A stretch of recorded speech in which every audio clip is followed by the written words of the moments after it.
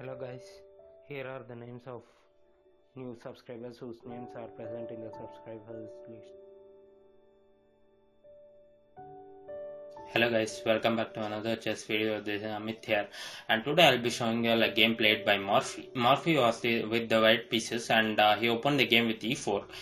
Black responds with e6, but then trying to go into the French variation, but he instead transposes it to a Sicilian kind of setup, but white doesn't allow that to happen, and he pushes the pawn to d5. And as we progress in the game, we'll get to know that white actually sacrifices a pawn which is required, and with all his active pieces in the game, bishops which are mostly active in this game, and he gets into pinning, and he gains a piece in the game. So let's begin with the game. White opens with e4, e6, d4, c5, which is a transposing of into a Sicilian kind of setup, but here white plays d5. If knight f3 was played, it would have transposed into a Sicilian, but he plays d5.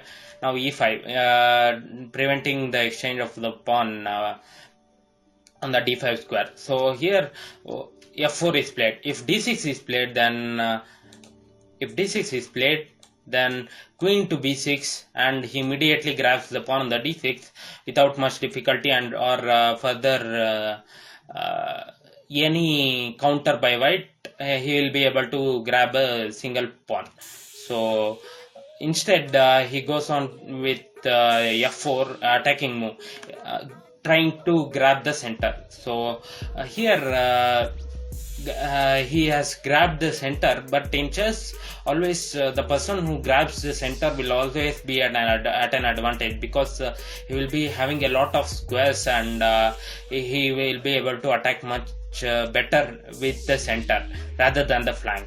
Flank attack is also possible, but usually preferable is the attack at the center. So here black plays d6, guarding the pawn. Now here immediately white could actually grab the e5 pawn, but if e5 pawn is captured, then queen comes to h5 with a check, and he grabs the e4 pawn, and thereby grabbing the e5 pawn which has been taken. So he doesn't take the e5 pawn immediately.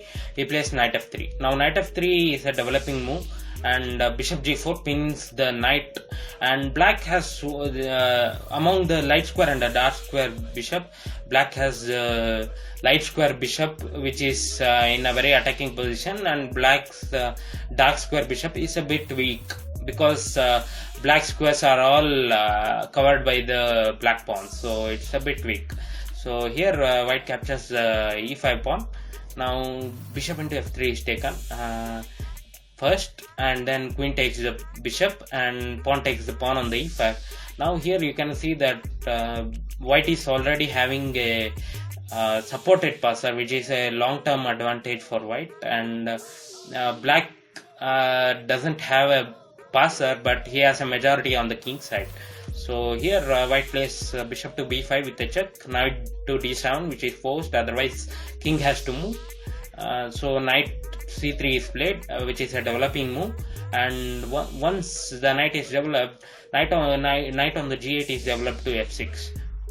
Now the f6 knight will also get pinned now. Now the bishop is played to g5, pinning the knight on the f6 as well as the knight on the d7. Knight on the d7 is pinned by the b5 bishop, and knight on the f6 is pinned by the g5 bishop. So white's bishop are highly active, whereas black's bishop is a bit at the defensive position rather than the attacking. So white is obviously at an advantage here. So bishop e7 is played. So now here an immediate move by white forces black to give away a piece, and you can pause the video in order to find out the move for white. Okay, now I'll be showing you all the move which has to be played by white. Those who have found the move d6, good job. Those who have not found the move and want to just enjoy with the game, you can I'll be giving out the series of moves which will be played now. So here bishop has to take the d6 pawn. Now white plays another move, triple O. He castles on the queen side. Now the bishop on the d7 is attacked. Now if he takes it to e7, now bishop takes the knight on the f6, and bishop captures the bishop, and rook captures the knight, and black is simply lost here. So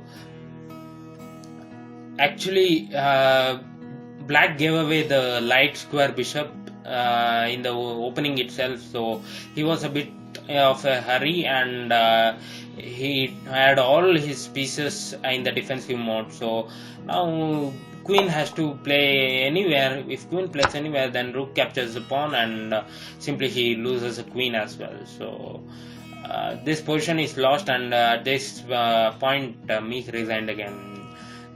Hope you got some interesting views on this position. So hope you like this video. I'll be posting many such videos, so hope you watch it. That's it for today. Thank you.